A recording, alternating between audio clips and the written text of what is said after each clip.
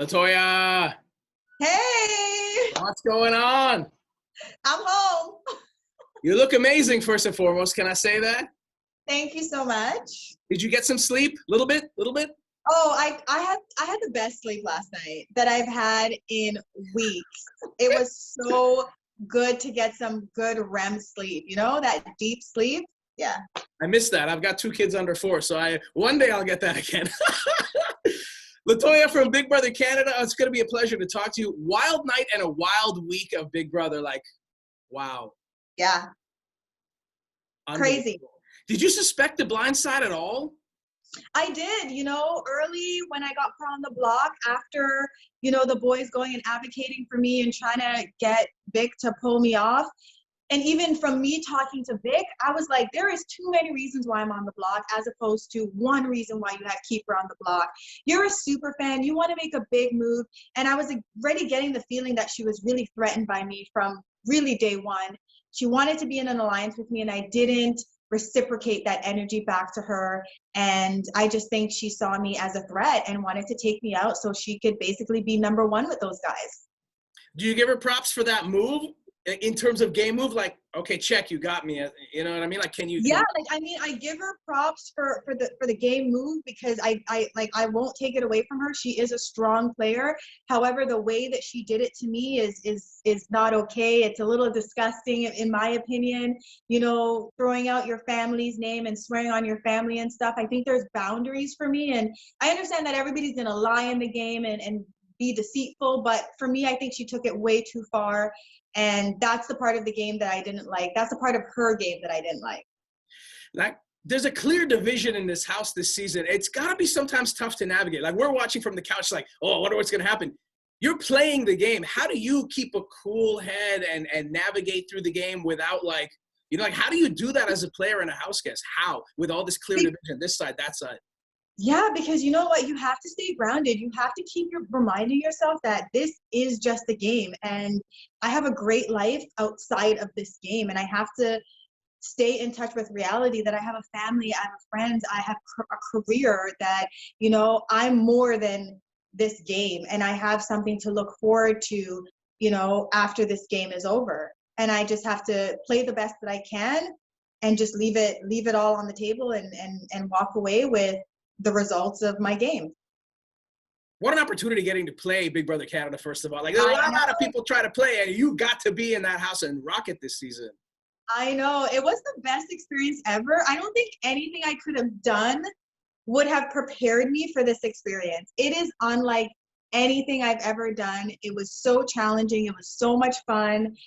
I really pushed myself outside of my comfort zone, and I'm grateful that I got to do it because, like you said, so many people want to do it and won't get the opportunity.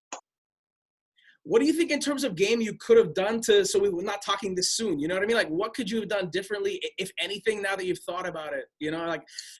Where do I zig there? Now that I thought about it, I think one of the biggest mistakes I made was not confirming those votes to evict Rohan the night before eviction. I think that had Rohan been evicted, the game would have totally changed. Josh would have stayed. And I actually think Josh and I would have probably rebuilt our relationship and built some trust and maybe could have worked together. I also had a lot of people coming to me to form alliances. Austin came to me, Vic came to me, Colin Rowe came to me, and I really didn't entertain those invitations. And I could have entertained it a little bit more. I could have aligned myself with them a little bit more and become stronger allies with them without being in an alliance with them. And I think that's something that would have helped my game a lot. Like, from watching you this season, we know, you tell it like it is. You're there to play. So are some other players, Victoria. You two together would have been, I think, my opinion, would have been unstoppable, just chopping. But I'm like, we didn't get to see that happen. You know what I mean? Because at the end of the day, the reality is that Victoria didn't want to work with me. I was a threat from day one. She thought in her head that there wasn't enough room for the both of us. And, we had a discussion on the couch outside by the pool. And, I said to Victoria, I said, yeah, I'll never target you. Let's work together. I think we can get far into this game. But she needed more. She needed us to be in an alliance and have an alliance name and be best friends. And I just couldn't give her that.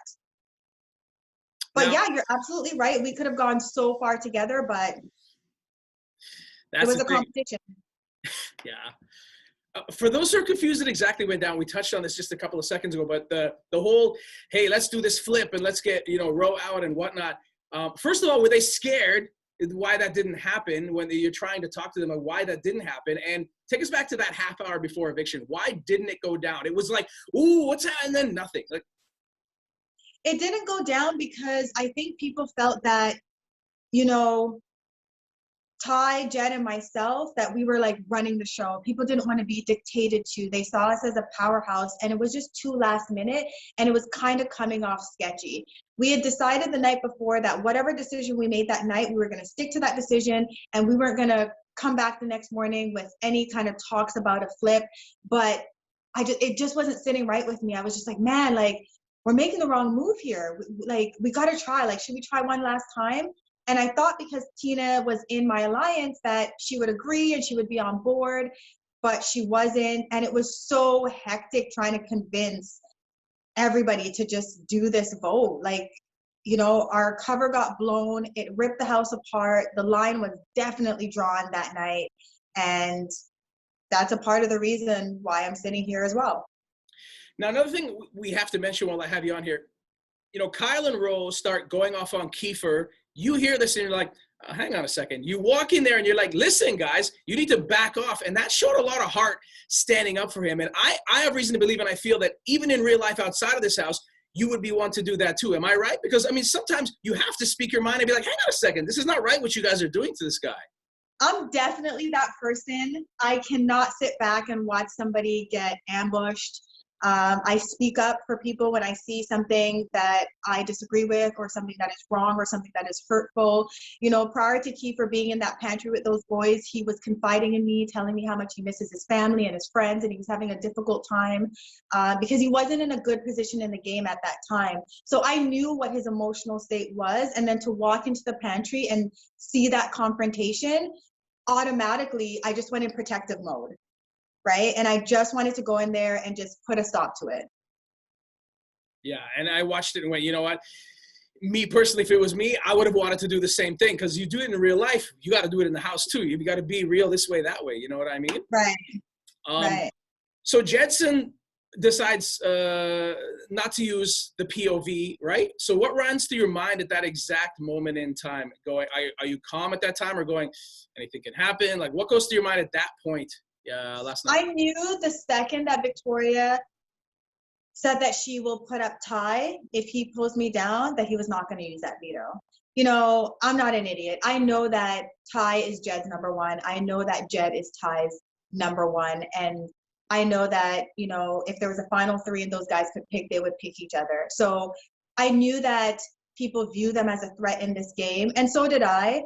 But I wasn't intimidated by them. I wanted to work with strong players, but I wasn't afraid to take out strong players. So when the time came, I believed that I had the capabilities to beat them and to be the one to say, I'm choosing who goes to the final two with me, not the other way around. And I knew that if it got to that point, I would need to be in a position of power.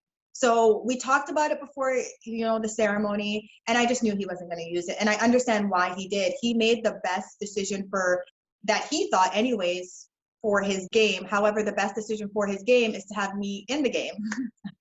What do those boys have to do, Ty and Jedson, to further themselves in the game? And you do believe in your heart that, hey, they have a shot at final two if they navigate this properly throughout the season. Do you think that's a reality? And what do they have to do to not be like, you're a target, you're strong guys, yada, yada, every week going forward? You know what I mean? They got to start winning competitions. They got to start winning HOH. If you are not winning competitions, you need to be in a position of power. And so far in this entire game, neither of them have put themselves in a position of power.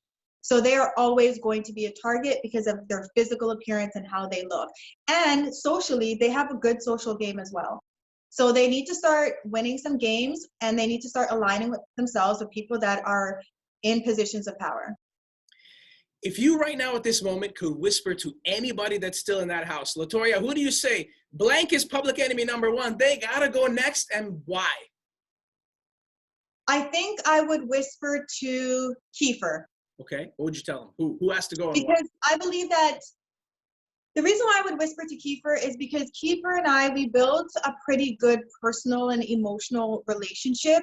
And I think Kiefer understands me best in the house in terms of my realness. And I feel like he's the person that I would tell something to, and he'd be like, "You're right, I'm going to do it because I believe your word." And who do you And think? he wouldn't be afraid to do it. Whereas Ty and Jed, they're afraid to draw blood. They're afraid to go to war. They don't want to ruffle any feathers. You know, Ty said to me many times, "But T, like, like, no more blood has to be drawn." And I'm like, "Ty, it's already been, the line's already been drawn. We're playing Big Brother. Let's go."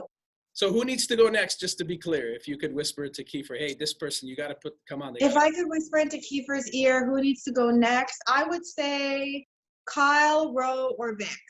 Okay. Now, you didn't hug Victoria goodbye. Clearly you were upset. In time, do you think there may be any kind of a friendship with that when the dust settles, or is it like, that's not happening? Absolutely not. Victoria is not somebody that I will be friends with outside of the house. Big Brother is just a game, so I won't take anything personal. Will I talk to her or maybe be cordial with her after the game? Absolutely, because again, I'm not taking it personal, but we won't be friends. Her character is not somebody that I would be friends with, and that's just what it is. Final question. Who is playing the most underrated game that we better watch for, and everybody else in that house better watch for them too? Who and why? The most underrated game? Yeah, so far. I think Brayden. Brayden's playing a very good game. Brayden has latched himself onto Austin. Austin's going to do all the dirty work. And Brayden is going to fly through the season saying, "I'm stressed, crazy, period." And he's going to fly through this game acting stressed the entire time. And his social game is also amazing. Everybody loves Brayden. Nobody wants to put Brayden on the block. He's not making any moves, though, but he's just going to fly under the radar. I mean, looking pretty good in that bingo outfit, right? Yep. Latoya, thank you so much for hanging out, Big Brother Canada. We love this show. Wish you all the success in your future, and thanks so much for hanging out with us. Thank you so much for having me. You bet. Take care. Thanks, guys. Thanks, Ara. Bye. Chat soon.